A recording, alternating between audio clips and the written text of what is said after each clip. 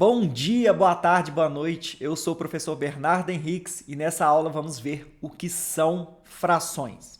Bom, e o que são frações? Frações são usadas para representar partes iguais de um todo. Quando eu estou interessado em falar sobre alguns pedaços, algumas partes que compõem um todo. Essas partes têm que estar divididas em pedaços iguais. Por exemplo, se eu tenho uma pizza dividida em 4 pedaços e alguém comeu um desses pedaços, me sobraram 3 pedaços de 4, 3 quartos. Eu represento essa fração, eu indico essa razão como 3 sobre 4. A quantidade de pedaços que eu estou interessado fica na parte de cima. A gente chama essa parte de cima de numerador. É a quantidade de partes do total que eu estou interessado. Embaixo são as partes que formam o total, as partes que compõem o todo. Essa parte, esse número, a gente chama de denominador. Essa fração a gente lê como 3 quartos, 3 pedaços, de 4 ao todo. Vamos ver um exemplo.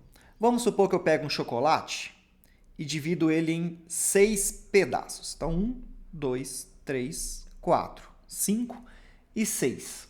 Então, o total de partes que compõem o meu todo é 6. 6 partes ao todo. 6 vai ser o meu denominador, o número que fica embaixo, o número que indica o total de partes.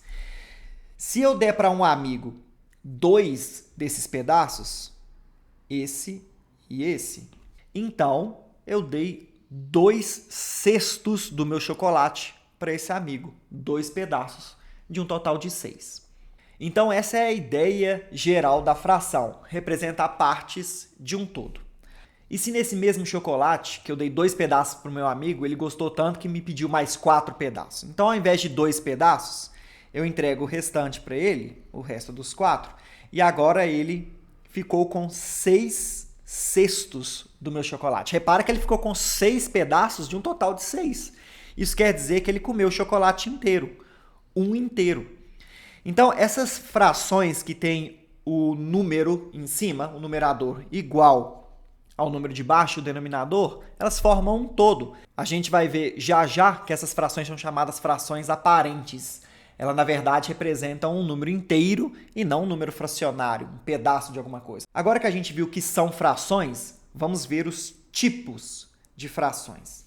Nós temos as frações próprias, quando o número de cima, o numerador, é menor do que o número de baixo, o denominador. Por exemplo, 2 terços. Eu estou interessado, nesse caso aqui, em 2 pedaços de um total de 3. Nós temos as frações impróprias, que é quando o numerador é maior do que o denominador. 4 terços, por exemplo, é uma fração imprópria. Essa representação de fração imprópria não é a forma mais elegante de representar uma fração imprópria.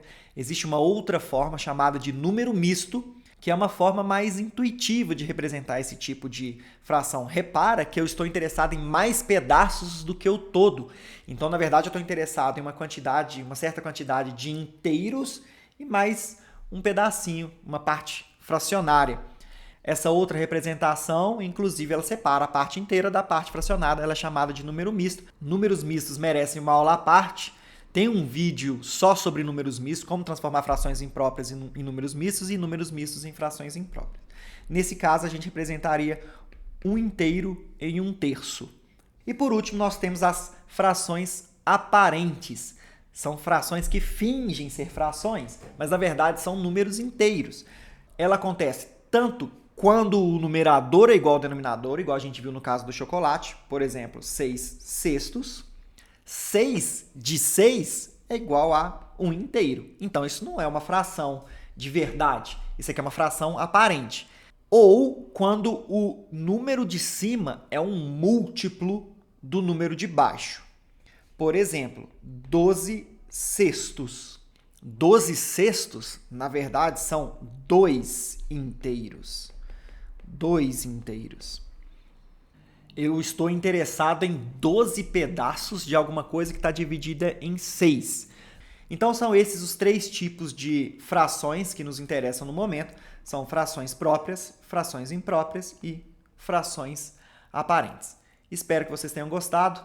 Obrigado por assistir e até a próxima.